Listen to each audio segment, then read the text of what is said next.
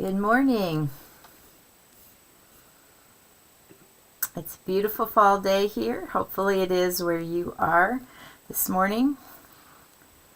And as always, it's always good to see you pop into the chat box and say good morning. And it is. Good morning, Kristen. Get a couple of things here.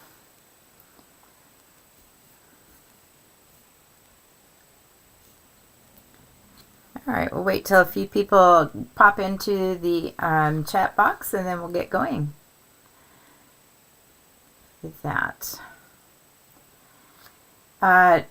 Just a couple of things. Had a great retreat. It was a lot of fun. And it's always good to see old friends and just kind of reconnect and catch. Hi, Alice.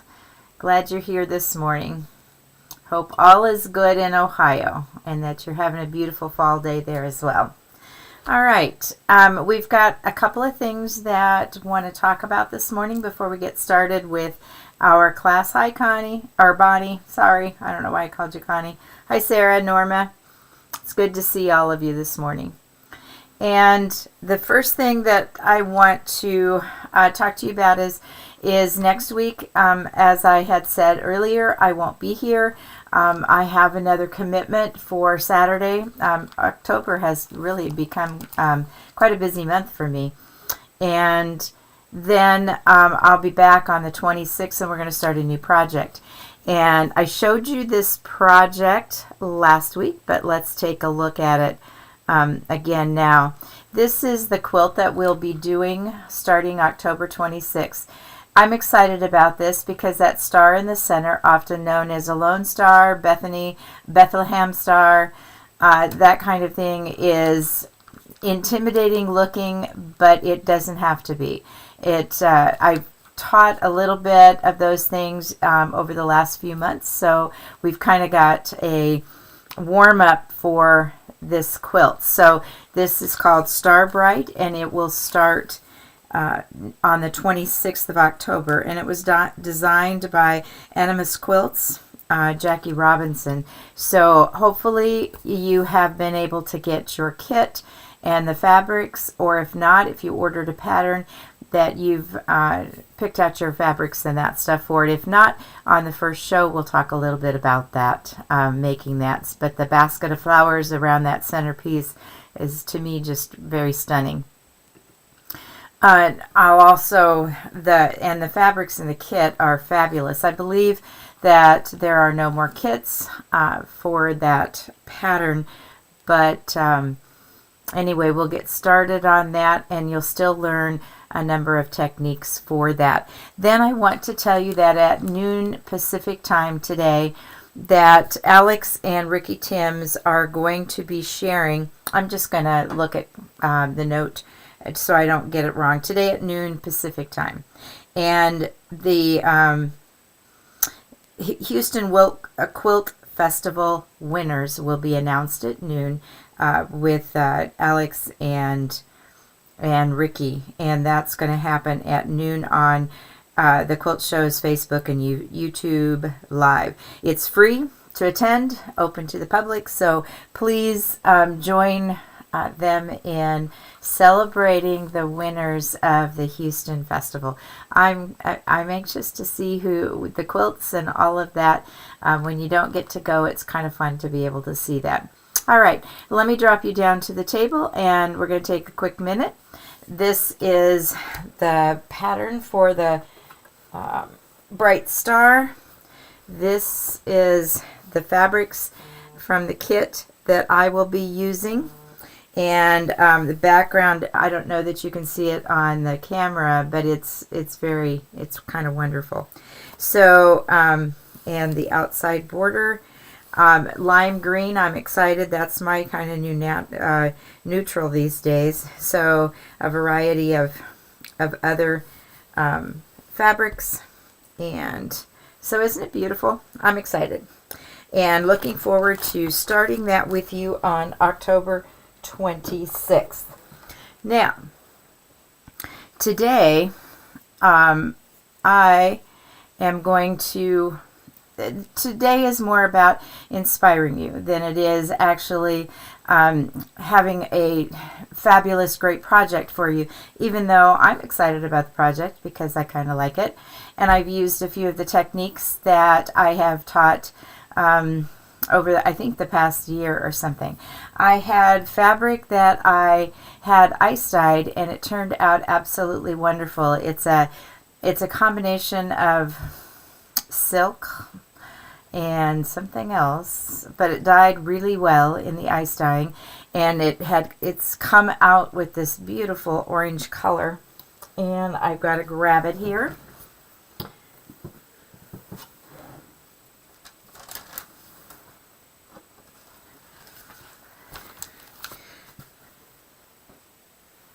Sorry, there's all these things to pick up and places to go.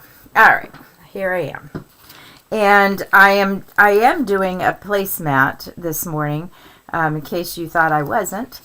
And I'm going to do a pumpkin, and it's applique piece, and just to let you know that I used for that, along with a stabilizer, a stick-on stabilizer for the inside of my placemat, and then I appliqued my pumpkin on with apple sticks. So those are the products that I used with that. So I took freezer paper and free-handed a pumpkin, and this is what I'm going to walk you through today. This was that fabric that I had ice dyed, and I still have quite a bit of it left over, but it just kind of made me very happy. And it's on camera, it looks more red. It's definitely orange, and I like the mottled green that's spilled over into here. And then I just thought when my placemat was completed that it just needed a friend, so I put a little pumpkin on with batiks. So that is what we're going to talk about and do today. So you could get a pumpkin shape from a coloring book, from clip art. You can draw your own, which is basically what I did. I separated the stem of the pumpkin from the pumpkin itself with freezer paper so that I could put it on the stabilized fabric and then cut it out. So that's how that happened. So very simple. And try to get that camera a little higher so we can see a little bit better. I want to get that more. I'm sorry for the wiggles. I'm just trying to get it in camera a little bit more. And so let me talk to you a little bit about this background. There is a number of times I have a slight, I don't know, farmhouse kind of table and look in my dining room, and I tend to lean a little bit that way with the fabrics that I choose and placemats and things like this. This is a paint drop cloth from the hardware store. And I really like to use it for all kinds of things. I make my art aprons out of it. I, make placemats out of it. I've done table runners, that kind of thing, because I like the look and I like how it holds up. So what I simply took another placemat and excuse me, I just noticed that Lori had popped up with, I don't have a pattern for today. Do you have a link? No, there is no link. I just made this up. And that's what I'm going through right now, is just explaining to you how I did it. So I took a placemat that I have and I laid it on top of my drop cloth. I cut it out, and because I kind of like the rounded corners, and with the drop cloth it's a heavier material, so the corners don't always come out well, so I just rounded them off. And then stabilized the back so that it doesn't stretch or move, because it's not expensive material. So I did put a stabilizer on the back of both sides of my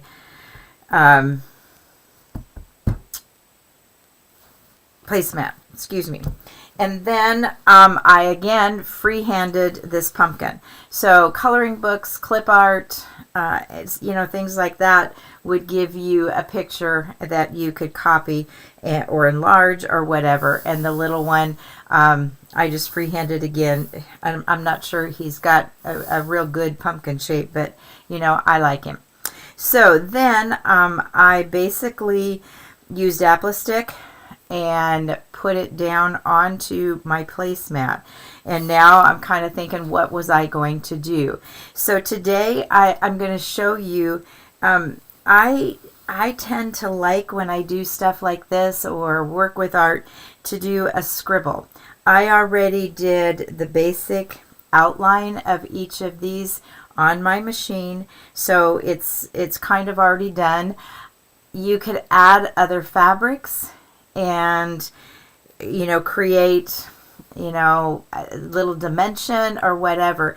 I just simply used a batik up here, and I'm going to use my black scribble thread to enhance it, and over here the same thing. So I'm going to take you to my machine and just kind of show you that there is no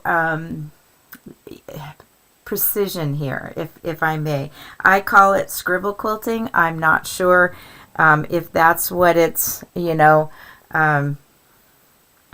considered when I do that, but anyway. So let's go to the machine. I have my free motion foot on, embroidery foot. I'm not sure which it's called, but it's on the machine. And it's a little dark so that you can see. I don't have my machine light on, so we're going to take off here with that. And so I'm not looking for precision. I'm just looking for adding, some depth and stuff here. So I don't even sew straight necessarily as I'm going around this. And sometimes I can do a better job when I'm going faster. I don't know why. Maybe you have that same, or you have a thought to that or whatever. But I'm basically just giving some depth to that, and probably I will go across this bottom several times just to give it some, looking like it's sitting on something. And if I don't think that I'm getting that look with just the thread, then I will go back and add fabric and see what happens with that.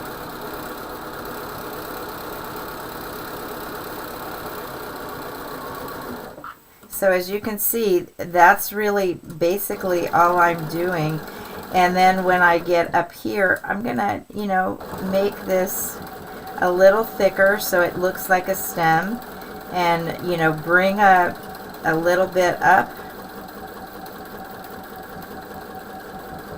just to help give that some dimension and 3D effect at the top of that, and work on that stem a bit. And this is basically what holds this fabric in place, along with the apple stick.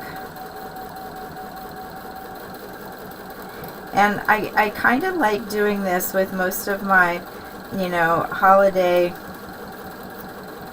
stuff. I usually make two because it's just my husband and I now, but as you can see, it's not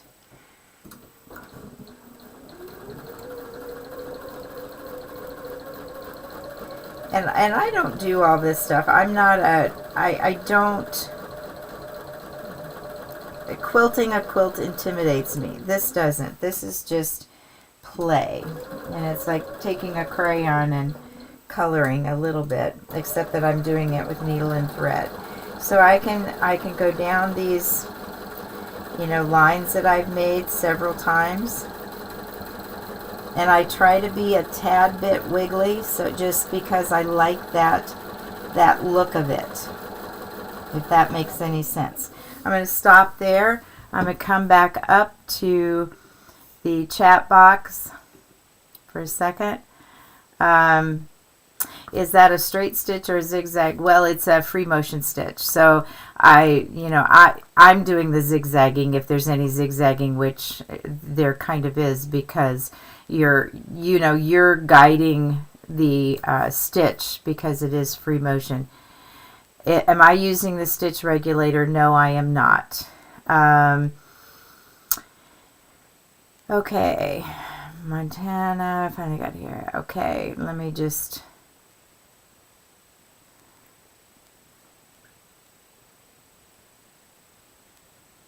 All right. So I think there's no other questions. Whoever you were referring to as doing okay, I'm glad to hear that, and hopefully your family and friends who may have been in North Carolina or in Florida over the last couple of weeks and have dealt with the hurricanes, I am very grateful that you are okay, and do what we can to help those who have lost a great deal, and as well as family members. So anyway, let's I want to make sure that I don't have anything else on that. Let me break this off here, because there's a couple other things that I want to share with you on this placemat. So I've added a few stitches here, and each time that I go over it, I get a little bit more poofiness here, and I didn't really put anything under it to get that. You could put batting or something if you wanted it poofier. I like mine flat simply because if I set a dish or something on it, it stays pretty flat. So this was more about thinking creatively, and I have been thinking about whether or not that I had this braided piece and putting something around it. I'm not so sure that I'm going to do it, but I would separate that out so that I could couch that on there, maybe around the outside, but I don't know if it needs it really. I might use my embroidery part, or I might make a template for a word, or words here, give thanks or whatever. Find a word that might work, could certainly add to that. I also in the past have made a number of these leaves with thread, and that could be a possibility to add something like that onto the pumpkin at the bottom, maybe a couple of more. There's many things that one can do with this, and I think that's how it fits into your personality of what you may or may not want to do. And that's why I said it's more about inspiration today than anything. And the other thing that I thought about is if I put something somewhere on it, because of the drop cloth and other things, that even a piece of whatever this is, string that would look good and give me that old world or country kind of look to it that fits in with my dining room. So again, it's how you kind of want it to look, but I wanted to inspire, to give you something to think about that you might do. This didn't take very long. I got home late Thursday night from my trip to Michigan for my retreat, and basically pulled this together yesterday in a few hours. I knew in my head what I might want to do, and because I was going to do this anyway, I wanted to inspire, give you an idea that sometimes very cute, very creative things can be done with minimal effort on the part. And I know some of you are probably saying, yeah, minimal effort for you, but not for me. And I probably would disagree with you on that. Let me check the chat box here and see if you have any further questions. Yeah, drop cloth. I really kind of like using a drop cloth for a number of things, for bags and stuff for the grocery store. Dee, do you just drop your feed dogs and go for it? Yeah, Maxine, kind of that's what I do. And sometimes I don't even drop the feed dogs because I forget. Great table runner project. Yes, absolutely, for a table runner. This on each end, and even if you wanted to use the embroidery on your machine or something in the center or whatever, absolutely. And I made a table runner for last Thanksgiving for a friend who we just did a grouping of flowers in the center of it with pumpkins on each end. And it kind of became almost the centerpiece. So absolutely, for something like that would be a great idea on that. So a number of you were not here earlier when I made this announcement, but today at noon Pacific time, Alex and Ricky are hosting a show on Facebook Live and the YouTube channel of announcing the winners for the Houston Festival. And that is coming up at noon Pacific time. So you may want to pop in and check that out. I'm excited to see, what the quilts are and what's coming from that. So be sure to tune in for that. Then next week, again, I will not be here.